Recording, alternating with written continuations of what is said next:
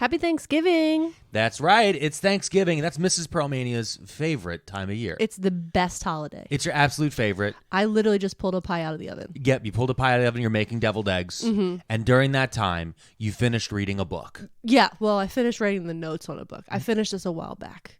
Yep. But I was on the laptop while baking pies. Yep. It's very busy Wednesday. Other people go drinking. Yeah, other people go out. They go to their hometown bars. They run into people they went to high school with. A nightmare. You're describing ex-lovers, hell. ex-enemies. I'd rather be writing a book report while baking pie than see the people I went to high school with. Which is exactly what you did. And so we have decided to give a Thanksgiving treat to all of our listeners, especially the ones who are traveling during this Thanksgiving period where they have to go on long drives, maybe planes, trains, automobiles, and they don't have a DVD player with them. Or maybe you're just sitting in the living room surrounded by your family and you don't want to hear them. So you have at least one earbud in. Yep. Now. And you're listening to us, which is why today we have a very special Mrs. P's Book Club with a very special theme.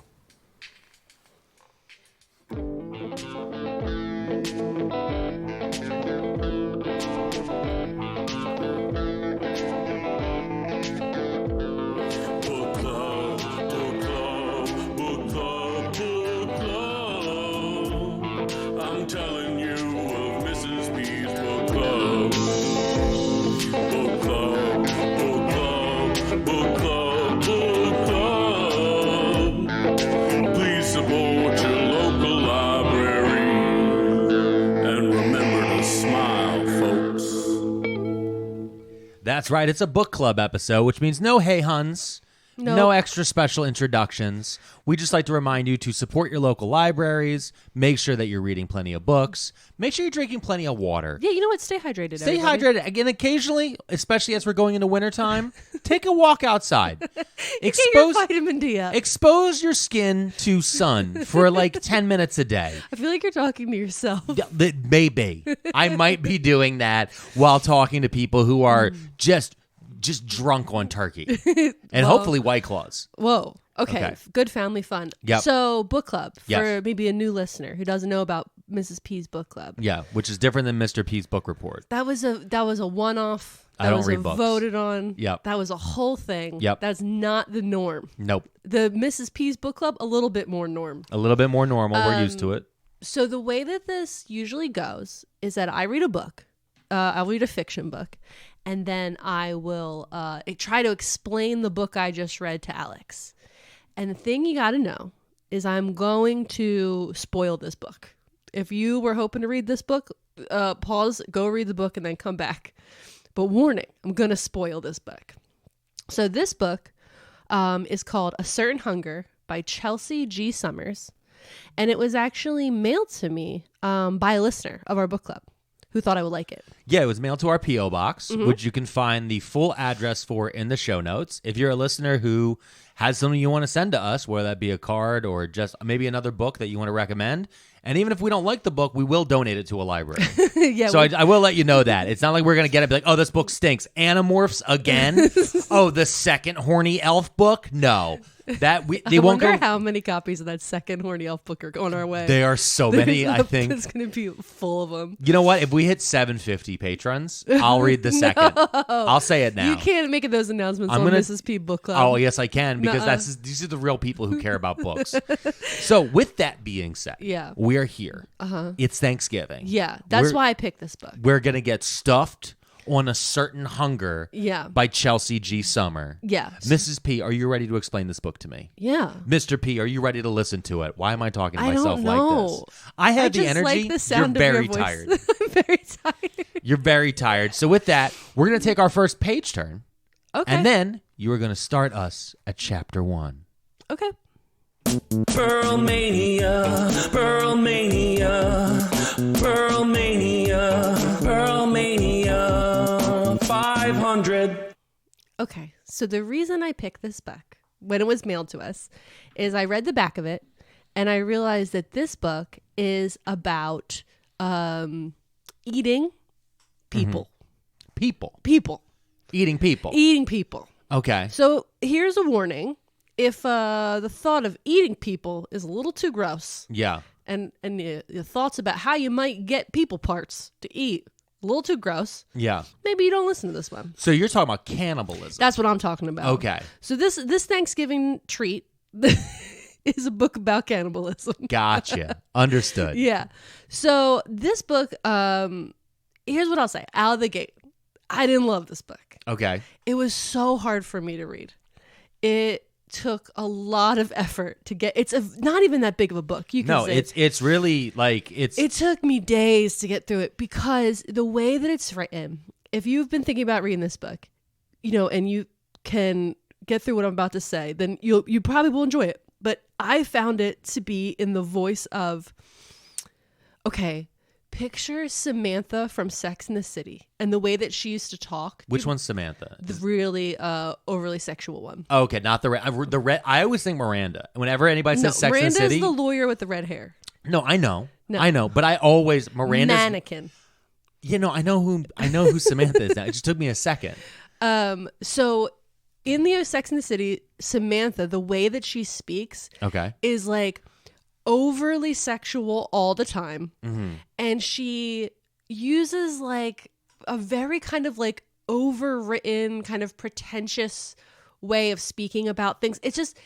Her character was very overwritten in certain ways. Yeah, and so as I'm reading through this book, it's like I'm listening to Samantha, right?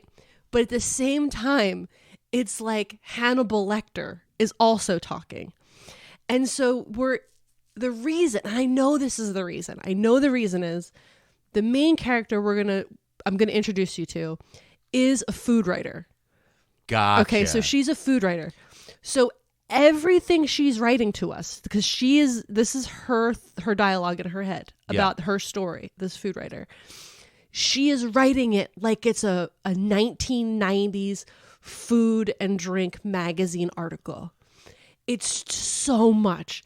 It is like incredibly extensive vocabulary. It's almost unreadable. So let me go ahead just to give the listeners just a little bit of side note on this, just because I grabbed the book because it is a thin book. Yeah, it's really not that thick. Let's see total page count here at the end: 254 pages. Again, a quality paperback.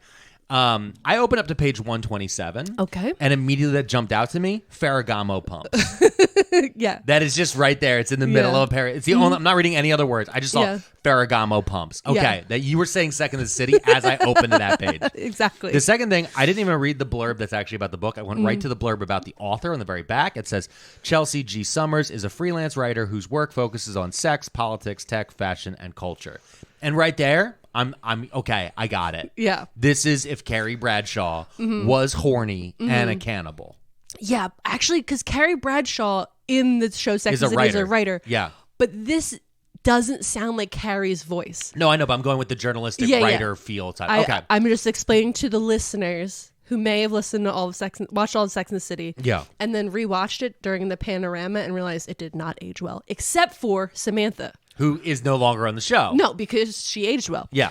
Okay, so we're introduction. The main character, her name is Dorothy Daniels.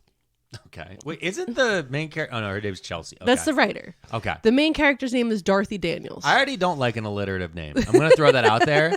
It's very Lois Lane, Lana Lang, Lex Luthor. Like there's a certain thing with things like that where you notice it and you're like, yeah, Dorothy Daniels. Dorothy Daniels. Like with also, listen. We're going to get into the sexiness of the late 90s and 2000s and like how hot to trot this gal is. And Dorothy just isn't the name, you know? Yeah, it's Dorothy Daniels. Anyway, so the book opens and Dorothy is sitting at the Nomad Hotel bar in downtown New York City. And she's drinking a cocktail called the Corpse Reviver No. 2. And she's she's imagining the background story of this cocktail that she's drinking, right? She's overanalyzing it. I think it was 4 pages, just a description of this fucking cocktail. Okay. And she's going on. Real quick, just because you mentioned the late 90s, early 2000s a bunch of times. Yeah. This book came out in 2020. I'm looking at the copyright date here in the front of the book. So just so people know, this was published in LA in 2020. So there is this was the late 90s or this is 2010 looking back. Like, no, this is someone This writing. came out right around the pandemic. Okay? Yeah. So put your head in that brain. All right. Go ahead. Okay, so she's at the bar. She's having this drink. She's overthinking it. Yeah. She's just Yeah. really talking it up. Yeah. But then she talks about how she likes to go to bars. Because again, she lives in New York. But she goes to bars like the Nomad Hotel, which is a weird choice. Because when you live somewhere, you don't usually go drinking at hotels. Yeah, that is weird. But she starts discussing how she likes to go where the wanderers go. Okay. She likes to go where the nomads go. Again, Nomad Hotel, a little maybe on the nose. Yeah. And there's a man across the bar looking at her. Okay. And she's like, "Oh, okay, what's good?" So this guy, his name is Casimir, and he sends her a drink across the bar. Okay, Casimir sends Dorothy Daniels a drink. Dorothy Daniels a drink. All right. And she thinks he is super hot and decides she wants to fuck. Okay. She's down. Okay. And so they go back to a hotel room upstairs. Yeah. Hers or his. I don't remember. I didn't write it down. And they go up to the hotel room and they get it on. Okay. And then for like days, weeks, they just keep meeting up and keep fucking. That's... They're just doing that. How descriptive is the fucking? It's pretty descriptive. Okay. Because remember when I read you the Horny Elf book, it was Yeah. like one thrust, and they were like, oh my God. No. Hers is very descriptive to the point where I was like, I would just like to be done this paragraph now. Okay. I don't know how many different ways we need to explain the way a penis looks. Okay. But when you're a food writer, apparently, Yeah. it's going to have a lot. It reminded me of the neck of a turkey. Yes, very that. That type of feel? The delicious firm meat of a turkey. Oh, man. Emptying the gizzards from my insides before deeply roasting me. As he pulled the stuffing. Okay. No, the little thermometer popped on it. Whatever. I Oh, gotta okay. go. Yeah. So anyway, they're doing that for a while. She's talking about it. Horny Thanksgiving is gross. Just want to throw that out there. Horny Thanksgiving is not. That feels like 7. That feels like 7. It's like when you mix gluttony Yeah. with lust. You shouldn't. You can't Those mix you them. don't cross those no. two. That feels a lot like clown sex. Yeah, you It's a can thing have that I don't like. gluttony and sloth. Those two can go together. Yeah, Easy they can. peasy. Yeah, they can. Easy peasy. Give me some gluttony and some But sloth. don't bring the horniness in. No. We need to relax. So she's fucking Casimir left, right, and center. And then she decides that they're gonna go away together on like a little mini vacay out of the city. Okay. So they go to Fire Island. Where is Fire Island? It's like north of New York City, I believe. Is it? Okay. Yeah. I've never known because like Fire Island's one of those things that I heard about. And then one day it seemed like everyone knew where Fire Island was. And then someone was like, yeah, it's gay. And I'm Yeah. like, it's a gay island. And I'm like, okay. Yes. But like I thought Fire Island would be in like the Caribbean because I thought you'd want to be warm. Yeah. And that's- once you start describing it's like north of Jersey or like Yeah. Martha's Vineyard area. Yeah, it's cold. Yeah, it's cold. It's like what? Gray. So you get like what, 2 weeks a year where it's like hot enough to be able to wear an open shirt? Yeah. And How is that the gay island? That's what I want to know. And then they call it Fire Island, but again, it's cold. This is very Iceland, Greenland. Yeah. I feel like everyone involved in this is being scammed. Yeah. Okay, so they go to Fire So they Island. go to Fire Island, where a friend of hers is letting her stay in the house. Like her friends own a house up there, so they're going to this house, and they cook a beautiful dinner. There's like foie gras and other like delicious foods, and we're talking about them. We're just talking about the foods, and It's off of Long Island. there you go. Fire Island's off of Long Island. Like, have a how map. is this? What the fuck? You want to go there? No, it's the barrier of Long Island. Yeah. This sounds like a fucking nightmare. Well, so anyway, they cook all these fancy foie gras, and they have a lot of hot sex. Wait, foie gras, that's when you stuff the The duck liver. The duck liver. Yeah. So she's torturing ducks. Isn't foie gras illegal in New York? Nah, that can't be true. I feel like that was made illegal. That was one of those weird ones where they came up where like Oh, people kept saying things need to be illegal. I don't think so. I'm gonna admit to something terrible on this podcast. I fucking love foie gras. I have gotten down with some foie gras in my past. It's the only state law in place is a ban on production in California. Yes, okay. You can still eat it in California. You just Oh my can't god, look at cruise the it. picture of the Don't making no, it. don't. Look Oh at the my picture. God.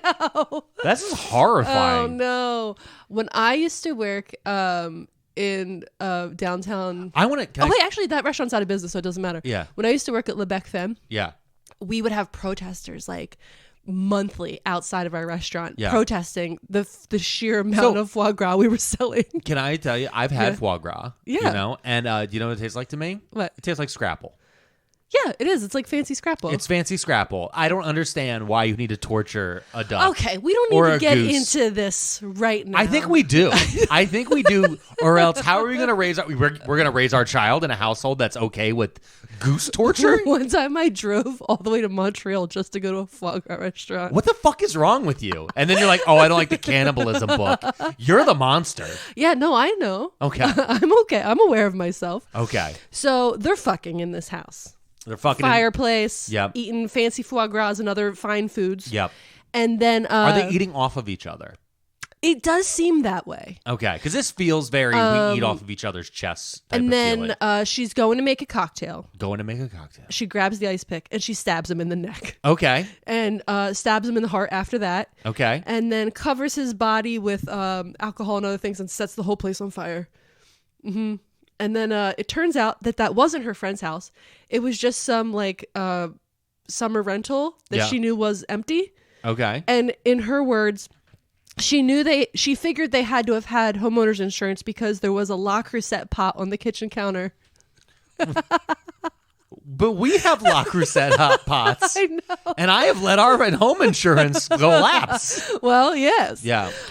So yeah, she set the whole house on fire to hide the murder I scene. would have assumed they had home renters insurance, home insurance. Yeah. Because it's a rental. Yeah. That would have been my near assumption. the water. It's their third home. Near water. Yeah, exactly. On an island. Yeah. Of course. Off of Long Island, unless apparently. you're in Florida, because they don't believe in homeowners They insurance. can't get it anymore. But so, yeah. okay. So she goes, she fucks this guy, eats with him, Yep. and then murders him and lights the house on fire. Yeah, to hide her tracks. And her name is? Dorothy Daniels. Okay.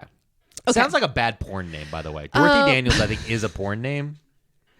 So Or like Danny Daniels. Is that a Danny Daniels? I that's don't kind know. of the end of the first chapter. That's the first chapter? Yeah. Oh my God. This book sucks. Hey, What? you're not allowed to say that this early in the game. Oh, I can. No, you're not. All right. So we find out she's telling us the story. Again, this is all her perspective. Everything we're hearing is her perspective. So do we trust the author? Maybe, maybe not.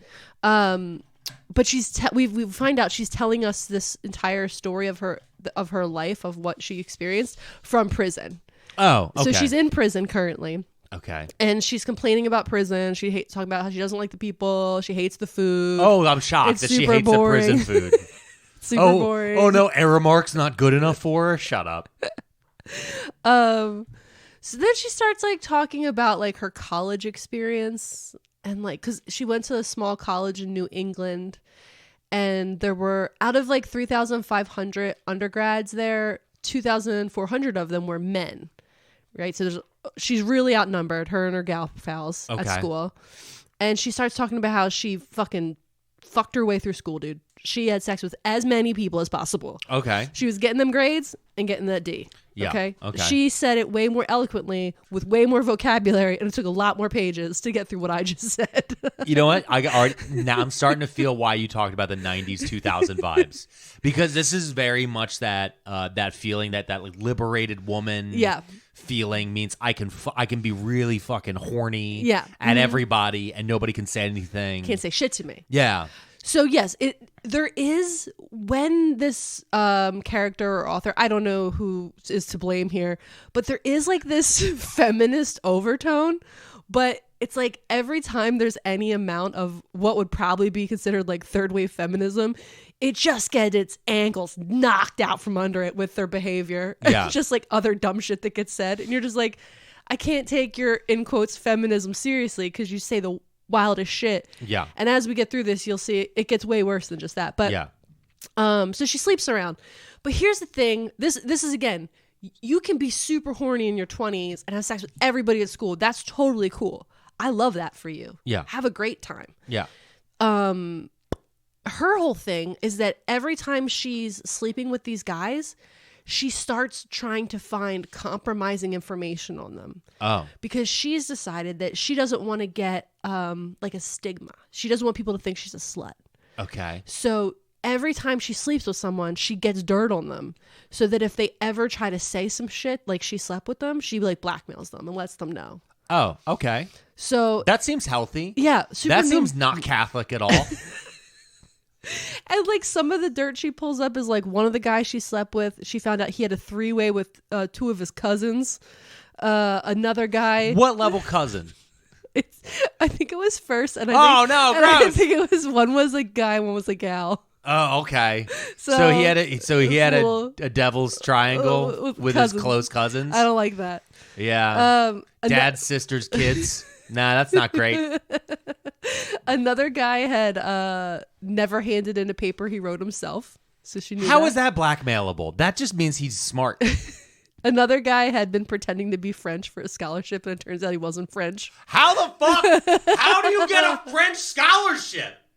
He's not even trying to pretend. Oh my God. French? I don't know. She could have at least like Liz Warrened him a little bit on that. Be like, I actually got the genetics. He's a liar. Also, we get introduced to her college roommate, Emma. Okay. Okay, so Emma's her college roommate. Let me guess. Her name's Emma Emilyson. To stick with the... I didn't even write down her last name, I'll be honest. Because she's that fun. No, I was like, I don't know. So Emma hates Dorothy. Well, duh. And Sounds like Dorothy hates Dorothy. yep. And after like one semester, Emma bounces. And like it turns out that like Dorothy did weird stuff, like maybe like stealing stuff from her, maybe like lighting something or other on fire. Like her closet. Yeah, like weird lit her shit, closet like on weird fire? shit. Yeah. But because we're hearing it from Dorothy's perspective, she's like, Emma's just overreacting and moved out without telling me. Yeah. Meanwhile, But I feel like Emma was like really scared. meanwhile, like every time Emma wakes up, Dorothy's standing over her with a knife, just sharpening it. Just like Yeah, she lit my closet on fire. she won't stop bringing over men and blackmailing them after they've boned. Yeah. I need to focus on my grades. The desk drawer next to her bed is full of condoms that I've watched her poke holes into while screaming voodoo chants. Yeah. Okay. So very that. Okay. Dorothy sucks. Dorothy So- sucks. So Emma moves out. That's it? The end? Yeah, we get introduced to Emma and then Emma moves out. Feels like a waste of pages. Well, she's gonna come back. Ah, poor Emma. So, okay, here's the thing. Then the chapter ends kind of abruptly, and we start talking about how Dorothy feels that she was born to be a food critic. And that's chapter 2. Yeah, chapter 2 or 3. Let's I don't even know. speed it up. Okay. I'm trying. All right. So, So she's a huge blackmailing slutty bitch. And then she's like, but I really like food. All right. Chapter 4. yeah. And I'm like, okay, I relate. Yeah. All right.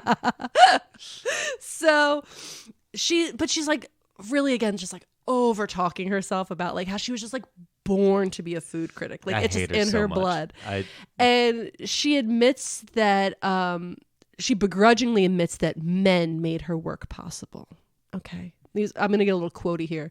In 90s New York, one had to know the right people to get ahead, and that's when Dorothy met Manhattan playboy Andrew Gotten at a restaurant called Beignet, which in 90s New York, there absolutely was a restaurant named Beignet. There's no doubt in my mind. Yeah. That's so on point. It's probably just French Laundry. Oh my God. While they were partying, like they're like at Beignet, drinking, doing blow, eating food, Yeah. you know, what you do in the 90s. Yeah, Garbage is playing in the background. Oh, hell yeah. Yeah. And that song, Ready to Go. Remember that song? I think she actually says exactly what song was playing. Oh, is it? And, oh, okay. Over the thudding bass of CC Music Factory. Oh, shut the fuck up. Everybody dance now. Bow, bow, bow, bow, bow. Okay, cannibal. So Everybody dance now. well, while they're partying, she says to Andrew, and this is a quote, that they're eating these braised oysters, and she says they taste like a 15-year-old boy's fantasy of cunnilingus. Okay, that's what? No, that doesn't even make fucking sense. That's that's word salad. She picked word salad because of 50. Just shut up. I hate her. And they go home together that night, obviously. Yeah. In the morning, he's like, I want you to be the food critic for my new magazine. Magazine's called Noir. I hate it. And she says, absolutely. I'm going to get paid $4,000 per column. And he goes, okay. So that's the negotiation. Also, I didn't even put it in here. she's completely covered in cum this whole time. What? Yeah, it's like this whole thing where she's like playing with cum that's on her belly button, and she's negotiating this salary. It's really weird. This is fucking... He's looking for a button to press and he can't. I don't have a button. There's I no don't button have for a button. this. I'm looking. Hold on. No, we can't hold on. Dorothy is not holding on, okay? Okay. That's the sad cum button. Okay? Come by. Here comes Dorothy Daniels. You know what? Honestly, keep the sad cum button. We're going to need that later. We're going to need it? Yeah. Can I overwrite allegedly with something else? Because I have an idea. Yeah, go ahead. Okay. So let me keep going. So now Dorothy, after explaining to us how she got a job while covered in cum and negotiating a pretty spectacular salary, honestly, $4,000 a column. She talks about how her love of food truly began with her mother, right? And she talks about how when she was growing up, her mother had a big Connecticut garden that she tended faithfully. Her father was never home. He was working constantly and also constantly cheating on his mother. And she describes her mother as ruling the house with a floured fist, right? So like her mom's supposed to be like really mean and like kind of like aggressive about food. But then at the same time, she's describing this woman who has like an insane garden, spends all day, every day out in the garden or cooking for the family. So she's describing how she eats like breakfast, lunch, and dinner is fresh made from like fresh made breads that have jelly that were from the fruit in the garden to like sandwiches that have the lettuce from the garden, soups that are all from vegetables in the garden. Like this is a woman who's like making everything. While they're living in Connecticut? They're living in Connecticut. So her mom's Martha Stewart. Yeah. Okay. And her dad is obscenely rich New York businessman, never home. Yeah. Just running amok. Yeah, cocaine cowboy. Yeah. I got it. And so she's like talking about how like she had this, when it comes to food, kind of like beautiful upbringing for food. Yeah. But the thing is, by the end of the chapter, you realize she fucking hates her mother's food and she hates that kind of food. And like, she didn't really like the food at all because she goes into this whole tangent about how her rebellion against her mother was eating McDonald's. And so like all of her teen years before she went away to college, she just like goes and eats McDonald's and eats junk food and candy. Cause like, it didn't seem like her mom was like one of those weird almond moms that like, you're not allowed to have those things. I think it was more like she was an ingredient mom. Yeah. You know, which that's you. Yeah. That's you. I'm an ingredient person. You're an ingredient person. I'm full meal. I'm literally, I'm right now angry at Stouffer's. I have opinions about the way the Stouffer's have changed pesto their chicken. Yeah. The pesto chicken penne has changed and it's the quality of the chicken has changed. Mm-hmm. And I'm mad enough about it that I've been debating whether or not to begin a boycott. And I know this all comes down to the Federal Reserve rate and now what they're using to restuff the chicken for pink slime. Yeah. When they make reconstituted. Yeah, it's wood chip. It actually tastes wood chippy. It's wood chippy. And I know what the difference is. Yeah. Yeah. So yeah, she's rebelling against her mother by being you. Okay, great. I love this. Dorothy Daniels fucking sucks. So, she also talks a lot about how like during these years of rebellion with food, she also makes girlfriends like in high school that are kind of like, I don't know, maybe a little promiscuous for teen girls, and they party and they go out and they teach her that femininity is, you know, kind of junk. The way that food can be junk, like femininity is junk. Okay. And it's something that can be weaponized for your own benefit, right? Okay. So she's learning these skills from other teenage girls. So she's watching Party Monster. Mm-hmm. She's watching Party Monster with Macaulay Culkin. Yeah. This is just say she Party Monster. And the chapter ends with her fucking the fry guy at a Burger King in the fry guy's car. What the fuck was that? That was Piano Electronica. I don't think you should press that again. Okay, I won't. I was hoping it was going to be a cooler button. I was really hoping it was going to be more like Republica. She fucks a Burger King fry guy. Yeah, and like not even like a 2-star restaurant. And the way that she describes it is like a feminist manifesto. Yeah. She's a failure. So then, like, after we get done learning about how she had sex behind a Burger King with the fry guy in his car, we go back to prison. Oh, it was in the car? Yeah. That's even worse. I thought she was at least fucking him, like, in the Burger King. No. Like, if you're she gonna waited fuck... outside in the Oh. meet him in his car. I had a friend of mine in high school, right? And he worked. He actually was the fry cook at Burger King. He did not have sex with Dorothy Daniels. Worse, though, he got really high one time and decided he didn't want to leave the restaurant. Okay. To leave Burger King, to be done his shift. All right. He didn't want to walk through the Burger King. Okay. He decided to climb over the chain link fence. What? Okay. Where they had like the chain link fence enclosed for the dumpster and all that stuff. Yeah. And he like half climbed it, half jumped it, but the bottom corner of his Jenko jean got caught on one of the chain links. So he kind of swung down and he smashed his face into the sidewalk, losing his front top 4 teeth. He then sued Burger King. Okay, bet. And Burger King paid for him to get replacement teeth. Nice. But I'm just saying, that's who Dorothy Daniels fucked. Okay? A man in Jenko jeans.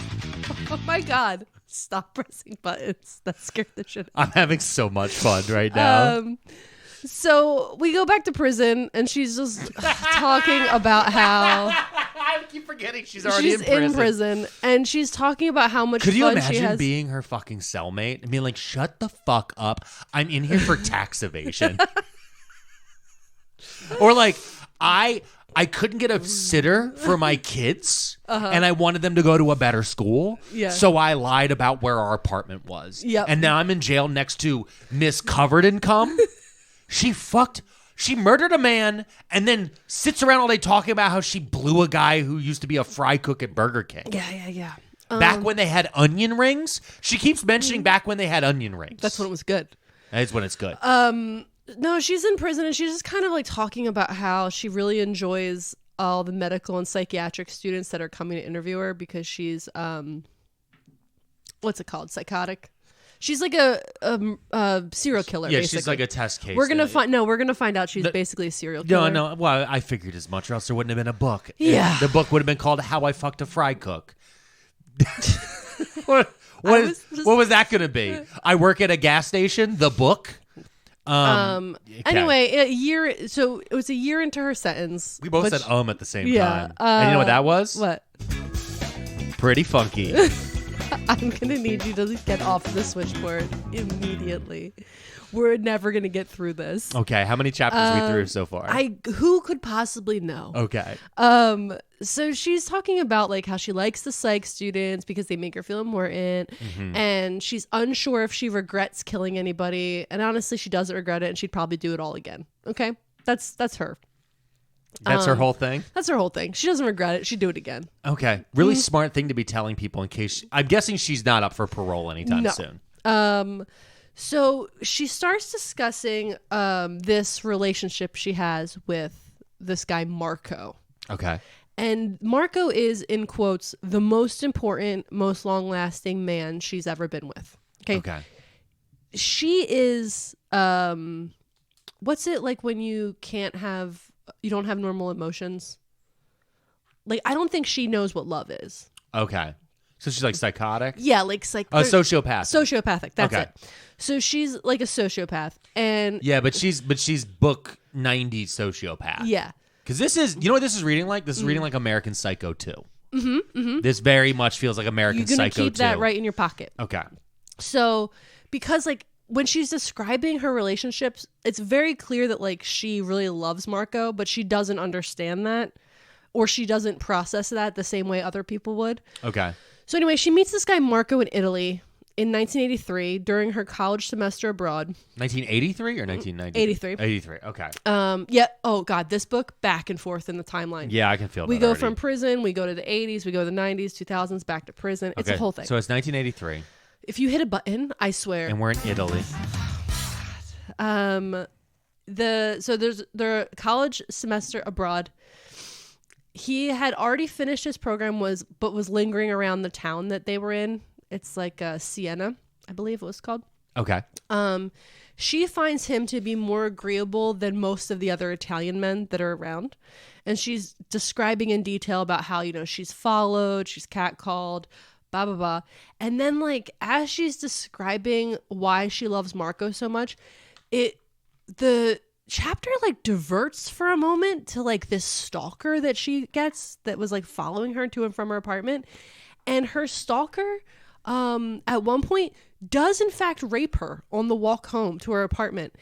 And the way in which I just told you that, factually, that is how factually it's described. It is insane. Because this book, this person wrote this book has so much verbiage, and then when they're talking about this thing where she is stalked for weeks and then raped at her apartment door, it's just like, so that happened anyway. And I was just like, what the fuck, dude? Yeah. It was wild. But meanwhile, she described the oysters as a 15-year-old's imagination of cunnilingus. Yeah. Mm-hmm. Okay, just want to... Yeah. So anyway, we're going to skip over it the same way she did, I guess. Go right back to Marco. Marco's described as like, he almost like a goth emo guy. Like he wears like eyeliner. Okay. And he's like a little gothy Italian, which is like, when I'm picturing an 80s goth Italian, that is everything, honestly. Yeah. You know what I'm picturing? What? Italian Neil Gaiman. Yes. That's what I'm picturing. Exactly what I'm picturing. Okay. So Italian Neil Gaiman. Dorothy really likes him, but she has one big problem. She can't find any dirt on him. Because again, she only likes to bang dudes when she can get dirt on them. Okay. So she has some type of exit strategy. Okay. Because she loves blackmail. Okay. And after weeks and weeks of dating, she finds a business card in his apartment, right? It's like kind of like stuck outside of a trash can. And on this business card, it says David, I can't say this name, Iachino. Iachino? Sure. David Iachino. And David has an E at the end of it. So apparently, Iachino is a Jewish name in Italy. Okay. So it turns out that Marco is actually David. And David is a Jewish butcher from Rome. And he has been kind of going back and forth between where they are and Rome because he has like a whole life there. Oh. And he's just like been going out to, Siena with her for like weeks at a time. And then he disappears and he like gives her all kinds of excuses as to why. He has family things, blah, blah. So he's the most Italian man in the world. Yeah. Is what you're explaining to me. Is that he has a secret life that he's abandoning back in Rome. Yeah. To go out there to be with Dorothy Daniels. Dorothy Daniels. Because let me tell you. It's a trot. Dorothy Daniels. Because that's what I would want. A young American woman named Dorothy Daniels who has a very weird relationship with not only her mother, but also food. So here's the thing. He is what's called a shoket, and I am probably saying that wrong. That is a very specific type of Jewish Orthodox butcher. Okay. So he's a Jewish butcher. He makes the kosher food. And he's from a family of butchers, a long lineage of butchers. Okay. And like survived Mussolini. Yep. And this is like a big deal. This is like at least a year of training in Jewish Orthodox religion. Yeah.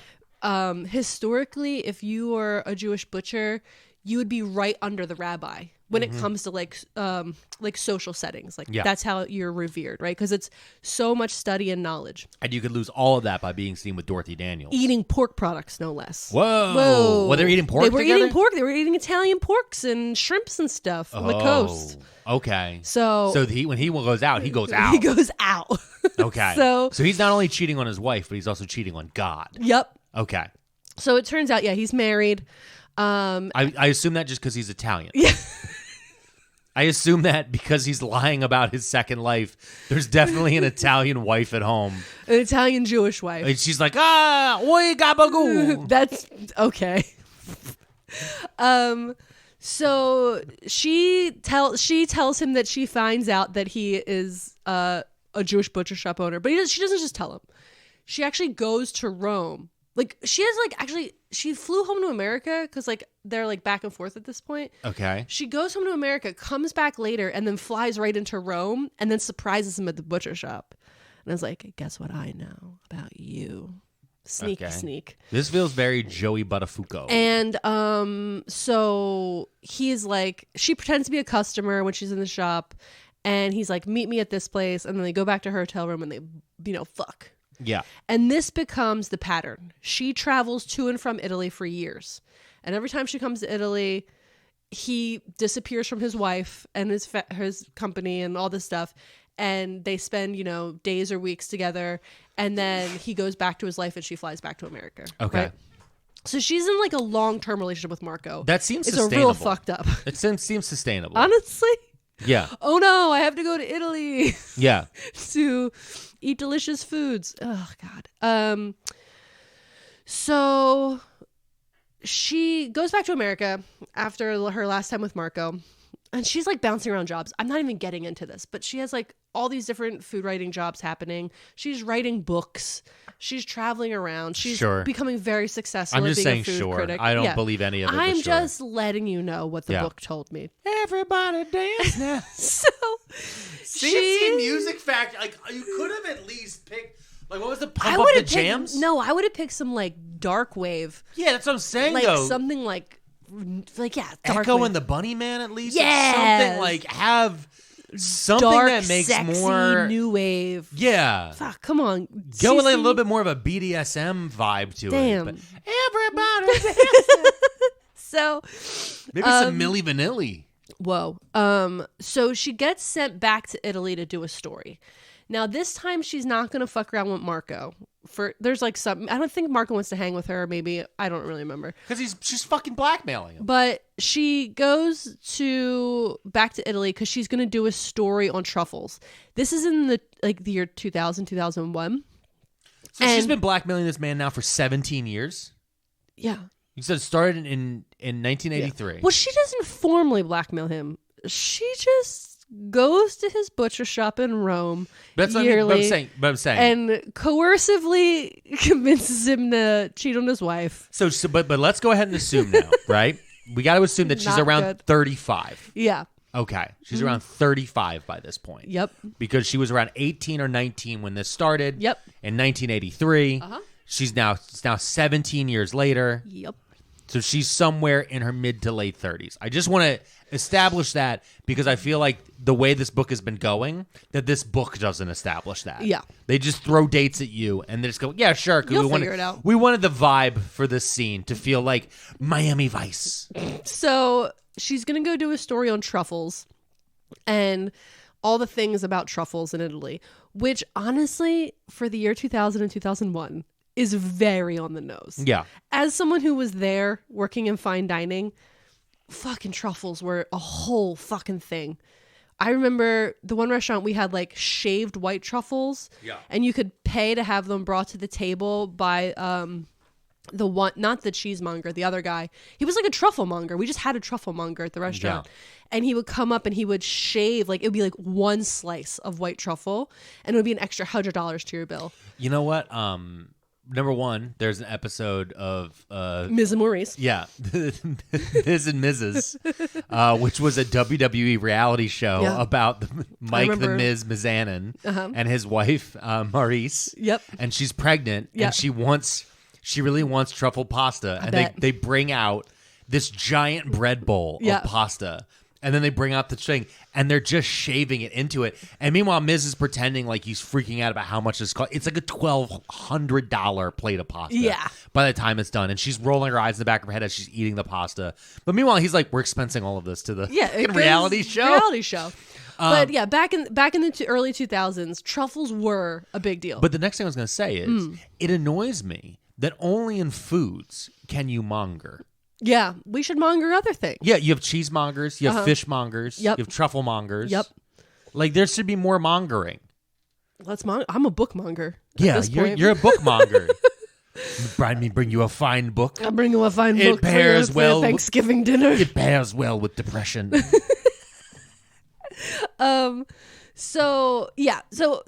This I can't even describe to you. It goes. There's so much. She just keeps writing because again, food writing about truffles and the going on the hunt. Do you think the writer was trying to show off that she could be a food writer, or do you think that she forgot that she's writing about a serial killer? I don't know what it is. Okay. Let's see. So then we meet this guy. His name's Giovanni. Because he's like their tour guide when they're going out looking for truffles. Because he's a stereotype. Got it. And they start fucking and eating. Okay. Because that's what she loves to do. Because he's Fuck Italian. Eat, dude. Let's go. My name's Dorothy Daniels. Italian men find me irresistible. I'm like unbroken pasta. Yeah, they're completely fine until they get a little hot and wet. Oh. And then they're wrapped around my finger, and I throw them at the wall to see if they stick. I think you did read this book. Is that sounds close? like it sounds pretty close. Is that pretty close to how she writes? Yeah. Okay. So we meet this guy Giovanni, and immediately she lets us know that she killed Giovanni. She killed him. Oh, okay. They fucked, they eat, and then she killed him. And that's only the second murder for a serial killer book. She ate his liver. Okay, so now out of nowhere, she's just into eating body parts? Okay, so this is the first time we're going to eat some body parts. Okay, but why? That is never truly explained. But like, okay, so because this is my question, right? The first guy that we're introduced to, I'm assuming is sometime in the 2000s. Yeah. She murders him, lights the whole building on fire. Doesn't eat any of that guy. Doesn't eat him at all. No. But now, and then she has all these different guys she's blackmailing. Mm-hmm. Doesn't kill the rapist. No. Doesn't kill or get revenge on him. No. Doesn't do anything to Marco, whose real name is David. Mm-hmm. But Giovanni, out of nowhere, it feels like this is her first murder. Yeah. But then she decides to eat him as well. Well, I think in the timeline, Giovanni is the first murder. Because this is 2000. Yeah, because Marco was the guy she was loving. Yeah. She didn't kill any of those guys in college. No. The guy from Fire Island, that opening of the book is actually the end of the book. Yeah, no, that's what I'm saying. I know that's later. So Giovanni, I think, is our first real murder here. Okay. And so... But there's really no explanation. So basically, they got into a fight in a car. They were driving, beep, beep. Okay. And they're driving around in like a Fiat in Italy, as one does. Yeah. And they get into some type of argument, and he gets out of the car and storms away. And then she jumps over to the driver's side and drives away. And is like, I'm leaving your ass. Okay. Which, okay, for sure. But then she, like, I guess feels guilt or just decides to change her mind. She turns around and she's driving back. She's like, I gotta go get him. Can't leave him on the side of the road. Yeah. And when she sees him, instead of pulling over, she just hits the gas and runs his ass over. Oh, you know why? Why? You know why she killed him? Why? Because women are bad drivers. Oh. You can hear this and more on Matt Rife's comedy special. The fuck? Yeah. Oh, God. I programmed a lot of buttons today. I need you to stop with the buttons. You know that I cannot carry a train of thought these days. I know. Well, that's because the baby, Mr. Moopsy. Moopsy is He's been training your blood, and now you have the most pregnant brain possible. So she just decides out of nowhere. So she hits the gas. Crime of passion, runs him over. She runs him over. With his own car. With his own Fiat. And smashes him into the side of like the railing on the side of the road. And then she goes and she cuts his liver out of his body. And let me tell you something. She uses her wine key. Jesus. That might be the only part of the book I laughed at was the sheer thought of someone trying to cut an organ or any flesh with a fucking wine key. But the wine key knife is so small. It's so small. I don't think you can get deep enough. And like, which means she's coated in blood. Like a comical amount of blood. She has to be. And then there's a part of this same like thing where she's discussing when she gets back to the car. She just like uses some Pellegrino to wash off her hands. I'm like, babes, there's no way you and that wine key aren't fucking the messiest. Oh my God. So anyway, she after she cuts out his liver with the wine key, she goes back to his apartment, Giovanni's apartment, and where she cooks his liver. Hold on, I wrote it down because I wanted to make sure I had all the recipes for our Thanksgiving listeners. Oh, that's good. She cooks it in the Tuscan style. So the way you would prepare wild boar livers. So she turned it into a spread and smeared it on some crostini, which is what you would do with duck livers, by the way. And had it with, and this is an actual quote, a glass of good Chianti. Oh, fuck you. That's straight up. I was even going to make a joke about Chianti. She straight up was just like, yeah, here you go. There's the fucking Hannibal Lecter joke. There it is. Yeah. Fucking shut up. So yeah, but then there was a little funny bit here where she complains that she had to add chicken fat to the recipe because his liver wasn't fatty enough, which she suspected because he was vegan.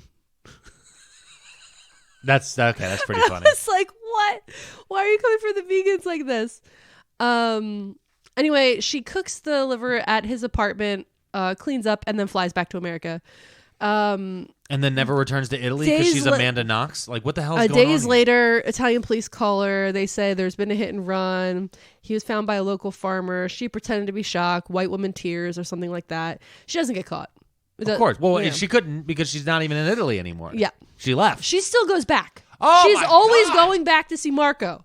She's always going back. I hate her so much. So, wait, we're back to Emma. Emma's back. Yeah. So she like runs into Emma. Emma's like protesting. Emma got radicalized in college, as one does. After living with Dorothy, I would too. So be like, there is no fairness. Have you seen the way she writes about filet mignon? She said it's the best cut. Wow, this is a hill I'll die on. I know. You hate filet mignon. It's so bad. What's your favorite cut? Explain to people what your favorite cut is. I got a lot of favorite cuts, but if somebody's gonna have a filet mignon, I'd rather have like a nice skirt steak. There you That's go. all I'm saying. There you go. Well, I just want to make sure Yeah. that people understand where you're coming from on this. Yeah. Because I usually go with the filet because it's the one they can't really screw up in most places. Yeah. But if I go to a nicer place, I'm not going to get filet. No. I'm going to get something good. Yes. With a bone. With a bone in it. You gotta have a bone in it. Yeah. Not Giovanni's bones. Not Giovanni's bones. Okay. She didn't take the bones. She took the liver. So we're meeting Emma again. There's like this whole backstory about like Emma's radicalized. She bails Emma out of jail from a protest. They like become friends again. Emma is like, we find out that Emma's like becoming, what is it? Not a hypochondriac. What's it when you're like, want to stay home? Agoraphobic? Agoraphobic, yeah. So like Emma's becoming more and more agoraphobic because she's having these panic attacks. But she's going to protests? Yeah, I don't know. Okay. So she becomes a phone sex operator. What? And God damn it. anyway, it turns out Emma's super good at it, and she makes a lot of money. Emma's good at being a phone sex This operator? is in the late 90s when you can make a decent amount of No, money. this is clearly in the early 2000s. Whatever, when you can make a lot of Because this money. is post-murdering Giovanni, right? I don't even know because it goes back and forth with the Emma storyline. Okay. Because we just keep getting reintroduced and then back introduced to Emma. Yeah. You know what's crazy? Back in the day, like you didn't have to be like you could look like anything Yeah. and make phone sex money. Yeah. Now you have to look good because it's all chat, Yeah. webcam. OnlyFans. It's webcam money. Yeah. So you have to look good. Yeah. Back or in at the least day, fit somebody's fetish. you But could back in the day, you could just be anything. describe yourself as pretty and Who- you were in. Yeah, people would call and be like, "Hi, yeah, me? No, I'm 5'4" and I'm Asian." Yep. Yeah, that's me. My name's Charlie. My name's Dorothy Daniels. Yeah. They call me Dee Dee. But now it's like they'd be like, "Turn your camera on." I'd be like, "No." No, thank you. Yeah. So So it's always been like this. okay. Just let everybody know. Listen, I just have to finish this thought about Emma. Go ahead. Okay, she's a phone sex operator. She's very good at it. She makes a lot of money doing it. It's not really explained on how she has such a good skill or talent, but she does. She's also an artist. So she's like painting and stuff. Okay. And it turns out she is going to establish herself as one of the greatest American realism painters in America at this point. But she's a recluse, so it actually makes her more popular because like her art will come out and be shown, but nobody ever sees her because she refuses to leave her home. But she's going to protest. No, the way that Dorothy found her again. Okay. Dorothy in a prequel says, I ran into Emma at a protest. Oh, God. I bailed her out.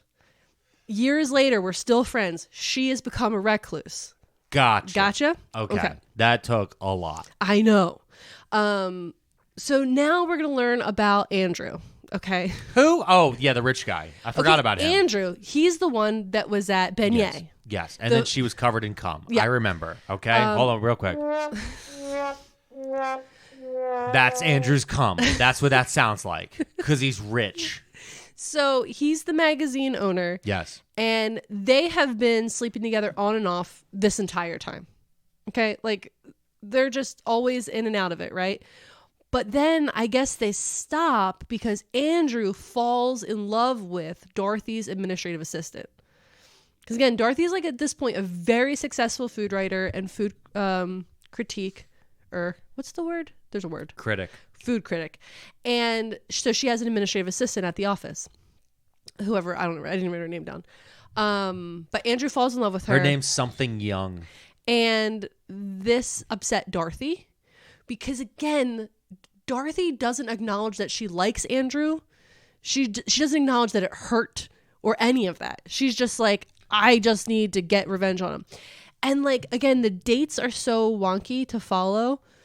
But when she decides she's going to exact her revenge on Andrew, it's way later. Like, Andrew married this administrative assistant. They had 2 kids. They got divorced. They owned 2 separate houses, like 2 different brownstones. Like, it's been a fucking while.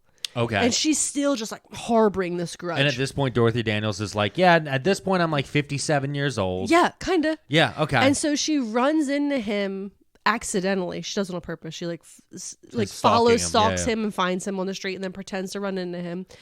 And of course, they run into each other. It's been so long. They eat and fuck, as they do.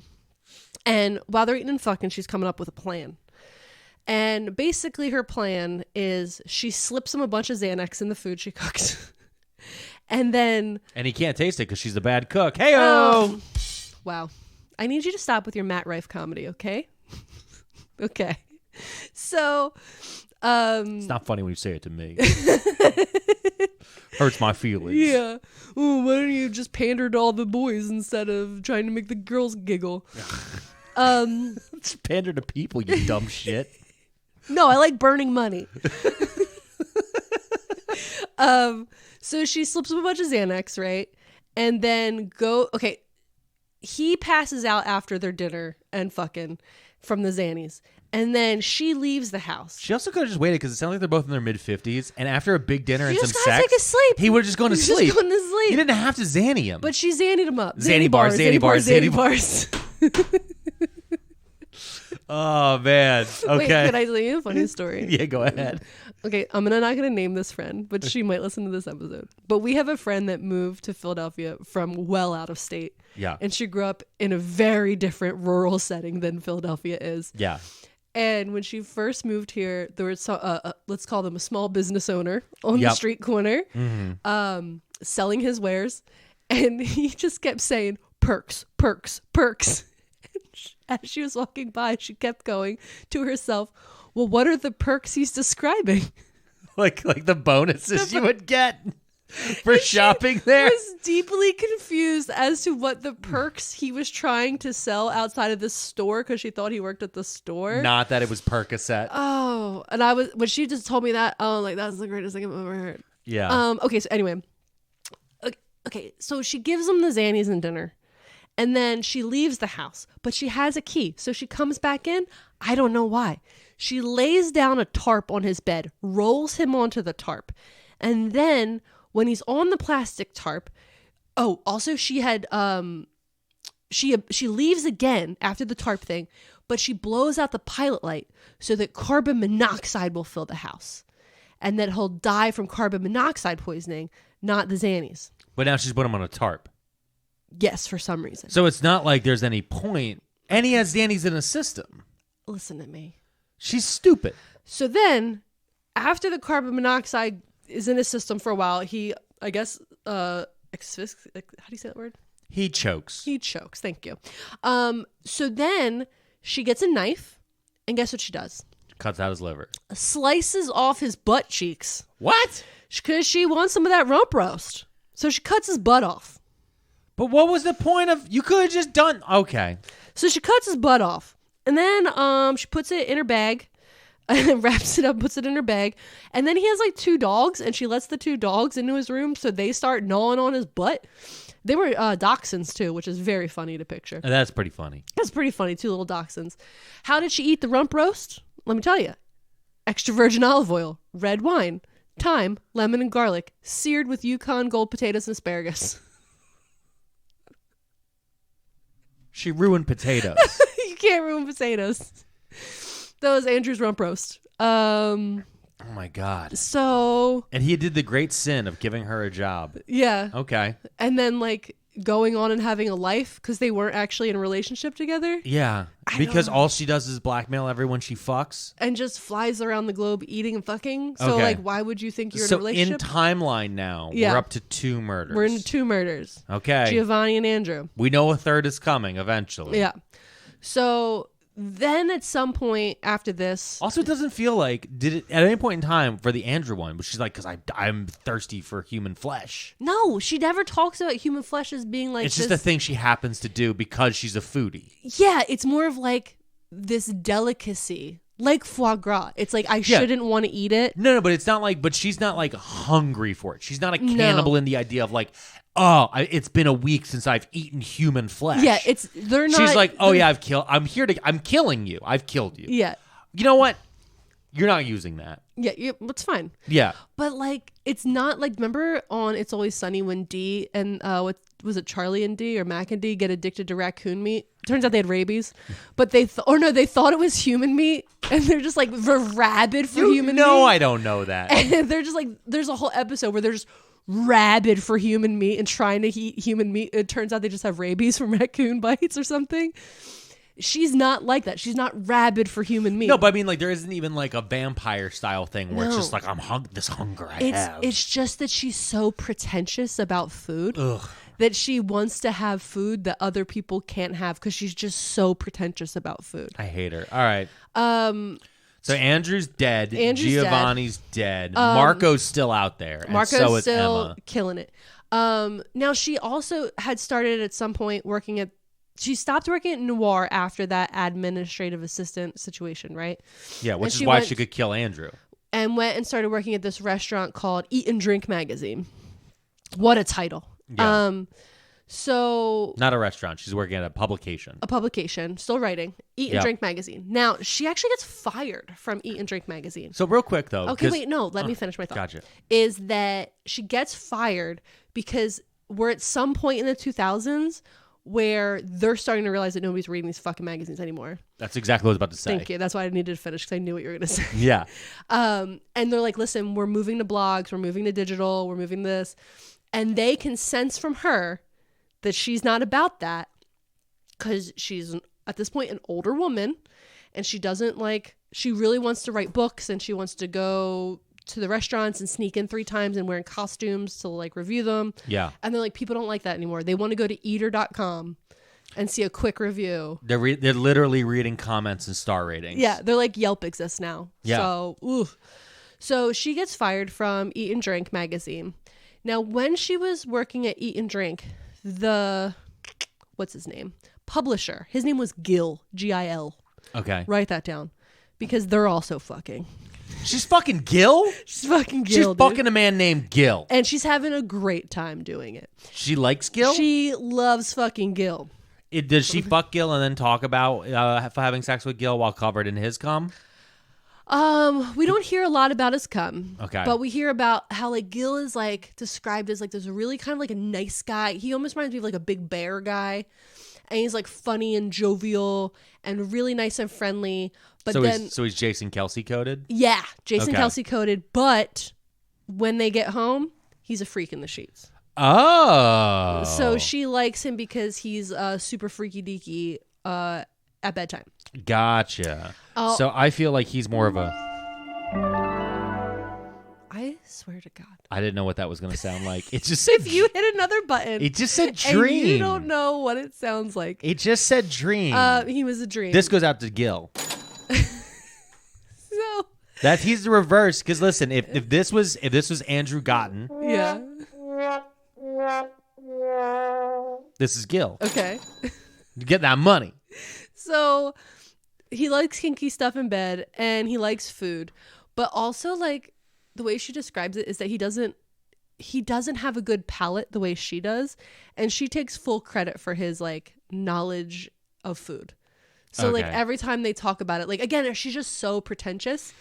So she's yeah, he only knows that these 3 different salts taste differently because I explained that to him. It's very that.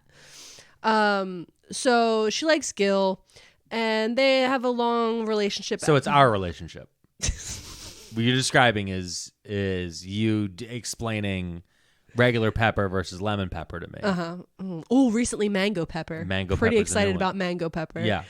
Dorothy and Gil go out on a sailboat to Gardiner's Bay.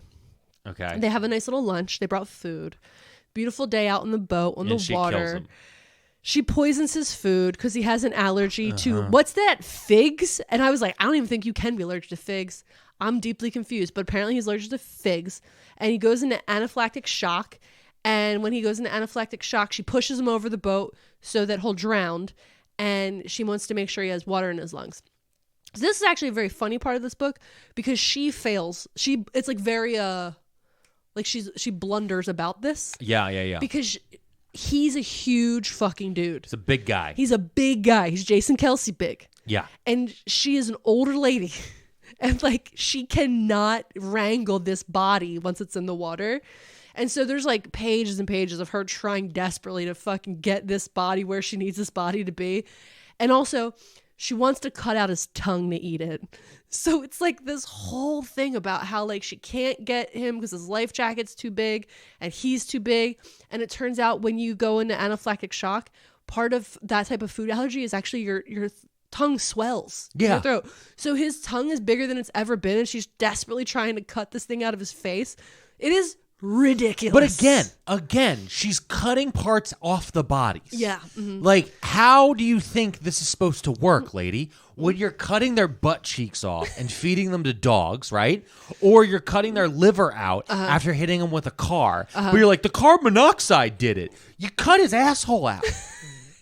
And then in this case, he went into anaphylactic shock and then he drowned. And then what happened? How did he lose his tongue? I'm going to officiate it? I don't really know. Yeah, how the fuck? Like her cover is dumb. Like, it just doesn't make sense. If this was more like Dexter, where it's like, and then I cut them up and I drop them into a specific part of the water or whatever. If there was something like that that made sense, yes. But nothing of this makes sense whatsoever. It's like 3/4 of American Psycho. Yeah. It's like they don't even get to the part that makes sense. And then the people she's killing, it doesn't, again, also, she's just bored with them at a certain point. Like, I'm going to kill and eat them now. Yeah, like, I don't know why she killed Gil. He seemed like a nice guy. What pairs well with tongue? Okay, so she made it into a stew with olives and ripe tomatoes. Here's the other thing. Is like, they're copying Hannibal Lecter so much. In the way that she speaks, in the Chianti. I was waiting for a fava bean to show up at any moment. But like Hannibal Lecter, for being a bad guy, he is like really cool and eloquent and he's like charming and creepy and haunting. He's like, it's like Anthony Hopkins plays that character so well that you're like, you can't take your eyes off of him when he's on screen, when he's talking about eating someone or he's doing something fucking insane. You're like, Hannibal Lecter by Anthony Hopkins is an incredibly charismatic character. And Dorothy Daniels is not. And so as you're me trying to read this book, you're just like, God, why are you not cool? Like, you're a villain, but you're not cool at all. Now, okay, she kills Gil. She eats his tongue, whatever. Now, all this time, she still wants to be with Marco. She can't admit this to herself, but she wants to be with Marco. And at this point in life, Marco doesn't want to sneak around anymore. He doesn't want to fuck around on his wife. I assume it's because he's getting older. Also, Marco is incredibly successful at his job. And so we start to learn about this business that Marco owns in Rome. And that like it's really, really successful. And so she makes a plan that she's going to, as part of this book she's writing about Italian food, she's going to go tour his facilities as a writer, as a professional. So again, I'm not coming to sleep with you, Marco. I just want to write about your butcher shop in my book because it's so successful. And so she goes there. They keep it very professional. He is very much like, I'm not fucking with you. We're going on tours. We're doing this. I'm showing you the facilities. I'm showing you this. And like, he's not playing around. And she is becoming more and more enraged that he won't like go to the hotel with her and he won't flirt with her. He's like, she's just like cannot handle that he's like, no, I'm busy. And the butcher shop thing was one of the only interesting parts about, like, I think the whole book to me, because he, like I said, he's a Jewish Orthodox butcher. And basically what he did was his small butcher shop that was his family butcher shop for like centuries, he bought a slaughterhouse nearby.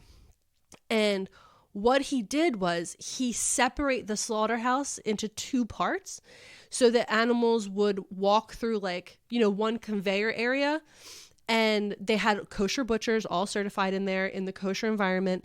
And if there was, per se, like if a knife slipped and like if you slice the stomach and any of that gets on the meat, it's not kosher anymore, right? So like if somebody made a mistake, they would actually just take that meat product to the other side, and then they would process it for goyim. So but the way that he marketed that other side was like organic, free range, slow cooking, that whole thing. So he was marketing the kosher style, the kosher cleanliness, but that it wasn't certified kosher. It was certified like organic, free range or whatever. So he was making money on both sides. Yeah. It was a badass. I was like, yo, honestly, this is It reminds me a lot of, I know a guy who owns a paper shredding company. Yeah. So he goes to buildings and he empties the paper. So like if you go to like a medical facility or a bank, he takes all the paper and he puts in these giant shredders that dump them into his truck. Yeah. He then takes all of that shredded material and he sells it to recyclers who turn it into wood pulp, who then turn it again back into paper that then gets fucking reshredded. Yeah. So, but the thing is like the medical places, the banks, the people who need to get this stuff out of their building, they're paying him to take it. Yeah. And then someone else is paying him to deliver it. Love it. So he's just, all he has to worry about is getting gas in the truck. That's all the fuck he has to carry about. And I was like, this is insane. Because he showed me one time how much he was making. And he was like, yeah, he's like, listen, dude. If you have $125,000, you can start. I was like, fuck you. Shut the fuck up. Get the fuck out of here. Listen. So anyway, we learn all about Marco's business. She's keeping it kind of professional, blah, blah, blah. Yeah. But also at the same time, her internal monologue, she is fucking insane. She's like, he doesn't know that he's playing a game with me, and he's making decisions on the chess moves.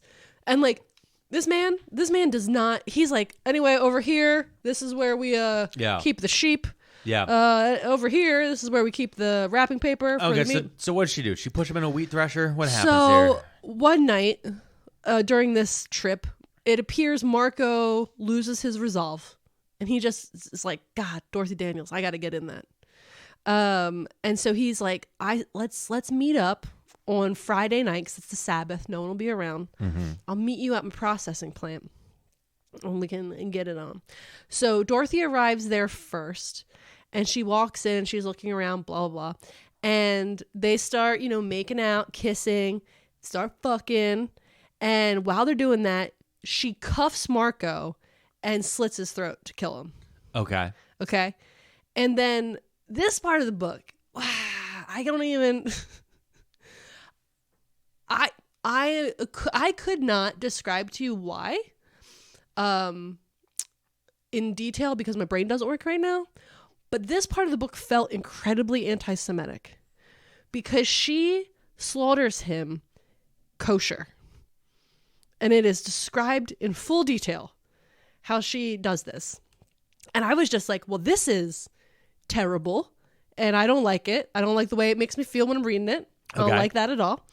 And then when she's selecting her meat parts that she's going to take, she takes his pectoral and his stomach. And the pectoral muscle would be what we would consider brisket. So she makes a brisket out of him. Okay. And I was just like, I don't like this at all. Yeah. It hurts my... I don't know. Anyway, she eats the brisket with prunes and almonds. And then she didn't eat the stomach because it was gross, so she just threw it away. And that's the end of the Marco story. Let's take a break here. Okay. We're going to take a little break. Yeah. And when we come back, we're going to finish this. Yeah, it's after this. It's literally only going to be a couple minutes. Okay, good. But we're going to take a break right here.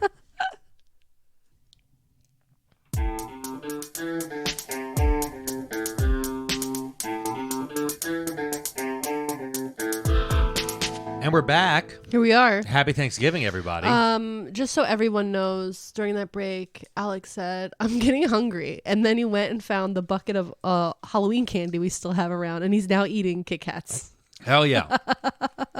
Listen, just because she's bad at describing food doesn't mean I can't just be hungry from life. So this book sucks. Keep going. Okay. You're doing great. I enjoy the way you're describing it. Yeah. But like, I've also been laying next to you in bed as you've been reading this thing. And now I understand why it took you so long.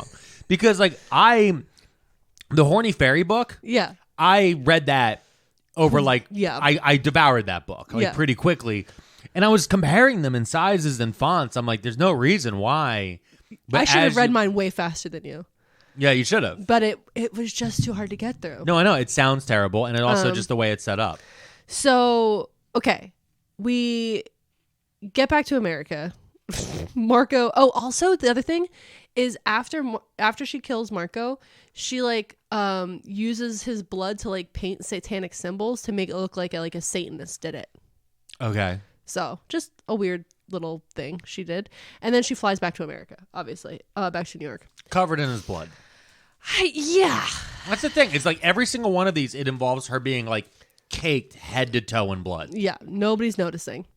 So when she gets back to America, she's chilling. She's writing her book. She's doing her thing. And she gets contacted by a policewoman who wants to know how she knows Casimir.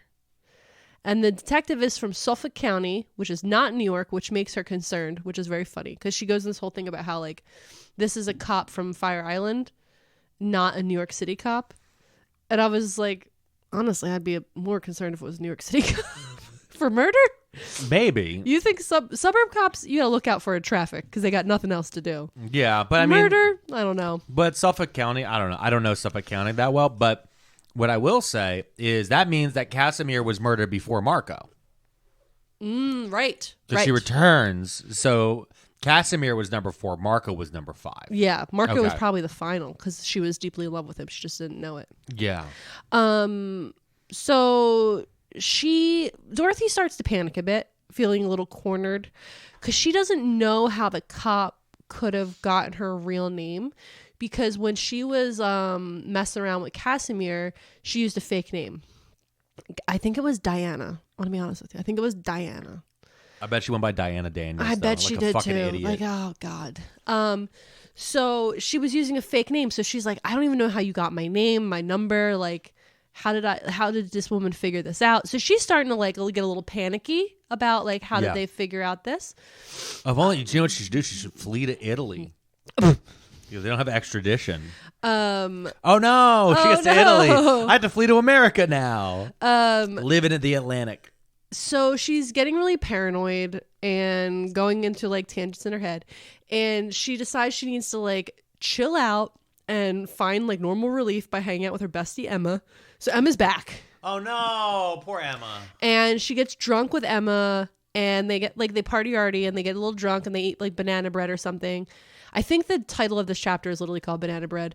And the next day she comes to... Oh, is the banana bread actually made from Andrew's penis? No.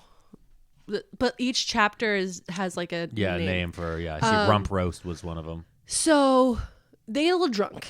And by a lot of drunk. And then the next day,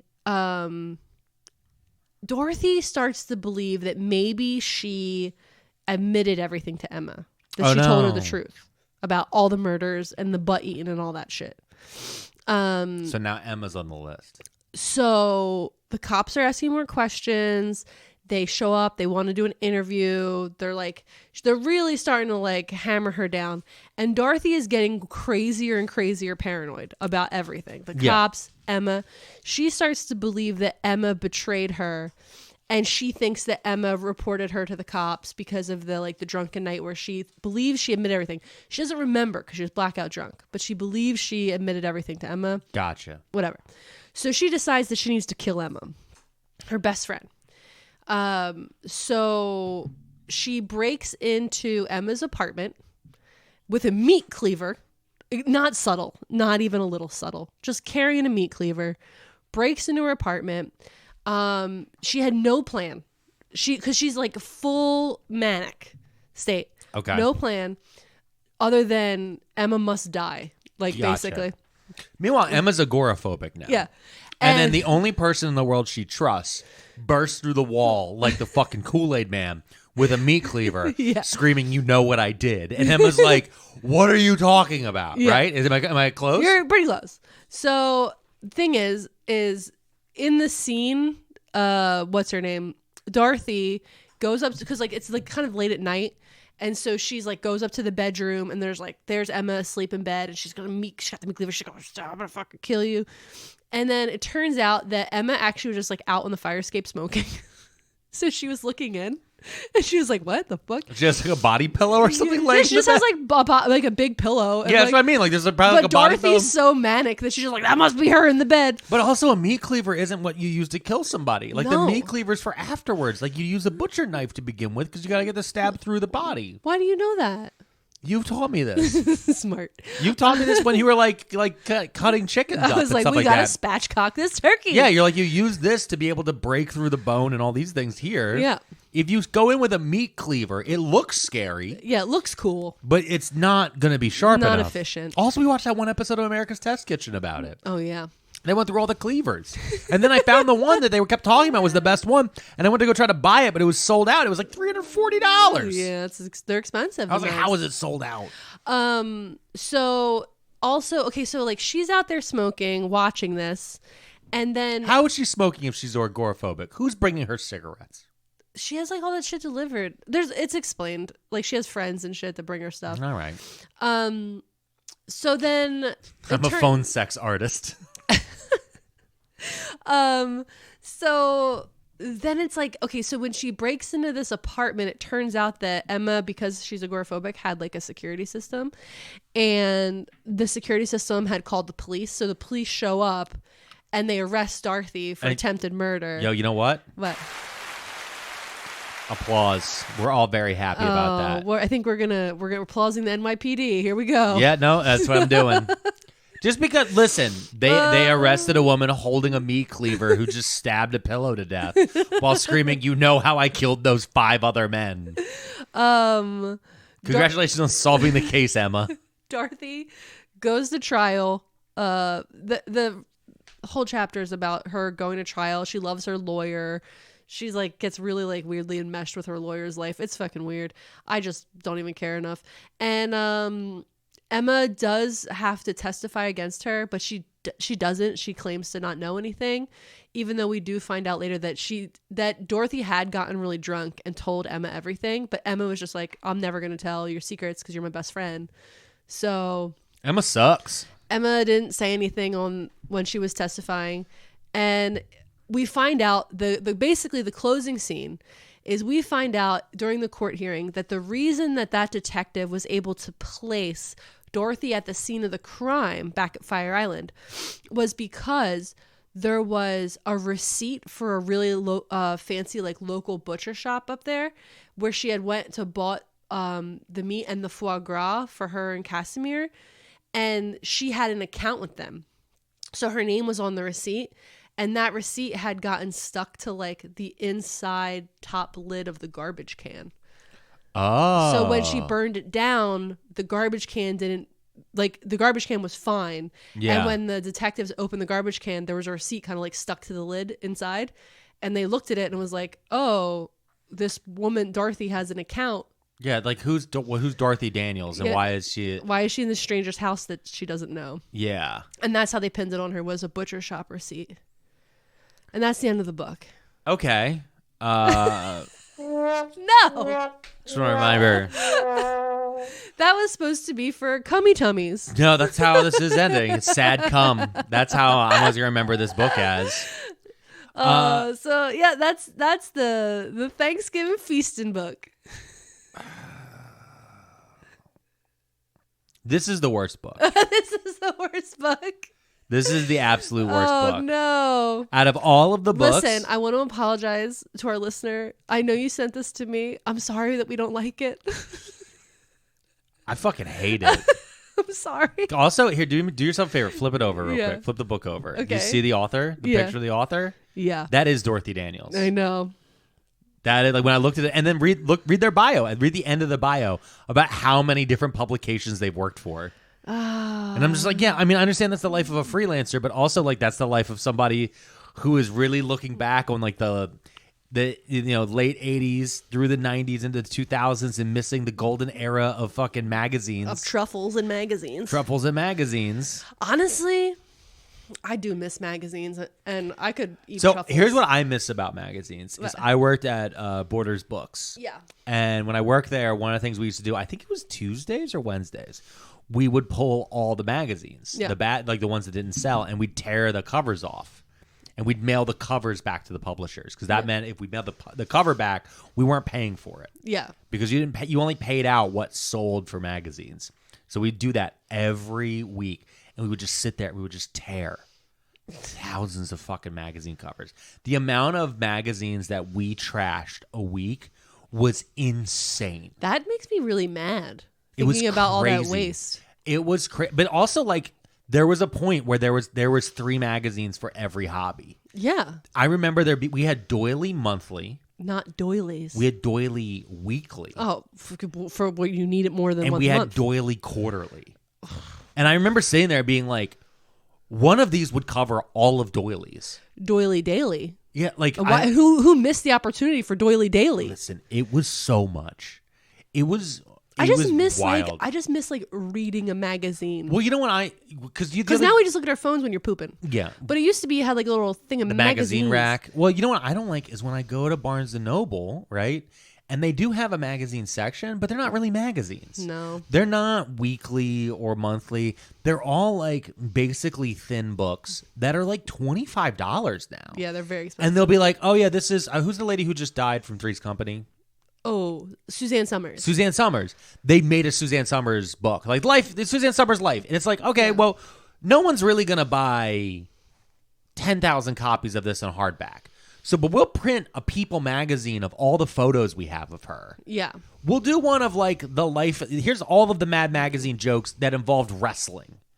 I'm dead serious. I saw that like as a magazine. It's just like made me miss like the old ones. But also the other thing with magazines though, because of phones, anytime I do pick up a magazine, I'm like, this is pointless. Yeah. Because I'm like, everything in here is out. I know for a fact is outdated as of the minute it was printed. Yeah. Like we have new information, like especially when it comes to news and things like that. But I miss, when I used to do hobbies, White Dwarf magazine. I still read Food Network magazine because it goes to your parents' house. Yeah. And whenever we go there, I'm like, I'm gonna read that Food Network magazine. But also that's recipes though. That's different. Like that. There's certain things like that though that are like more seasonal. I need to know what Rachel Ray is up to. Yeah. Okay, she's doing stuff. Yeah. So yeah, she's making dog food. Rachel Ray makes dog food, and it will always weird me out. It's just really funny that she went from being like a food person to being like, I make dog food. That is such a fall from grace. What do you mean fall from grace? That you went from like writing recipes for humans to eat to be like, I make dog food. That's I guarantee she makes a lot of money, she makes more money on the dog food than she ever did on the human food. For sure. Because her old thing was 20-minute meals. Yeah. Which still, fair, bet, that's great. Yeah. But like she really wasn't selling that much of the actual food. No. It was really about selling those cookbooks and selling the lifestyle. She was like Kelly Clarkson of food. She was. She was Kelly Clarkson of food. Yeah. Anyway, that is my episode for Thanksgiving. It was about lots of sex, lots of food. Honestly, if you're interested in reading it, you could have a good time. I personally didn't have a good time because it was like reading the longest review of a restaurant. What was that thing that used to read the reviews on for restaurants? It was like the tire guide, the Michelin guide. Yeah. It was like reading one of those forever. But anyway, all the things aside, it was fun to tell it to you. It's fun to tell it to the listeners.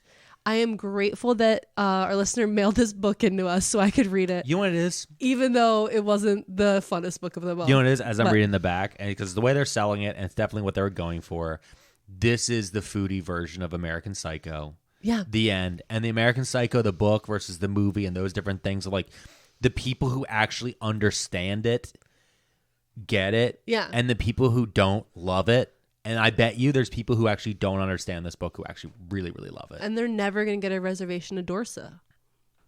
Wow. To our listeners, I do want to say thank you so much to everybody. Have a happy Thanksgiving. Yeah, you guys. hope you have a great time. I hope the family was okay. Mashed potatoes. Yep. Sweet potatoes. Yep. Pies. Yep. Macaroni and cheese. Green beans. Stuffing. Dressing. Turkey. Ham. I'm going to play you off now, or else we're never going to end. Smoked turkey legs. Thank you to all the Patreons. The difference between dressing and stuffing, that's an argument. Thank right you there. for all the listeners, both old and new. I like roasted carrots with ginger and cinnamon and garlic and a lot of butter. And last but not Let's least, do that. thank you to Mrs. Pearlmania for reading this book with her maternity brain and all. We appreciate you. We love you. Thank and we will you. see you guys later in the week. Have a good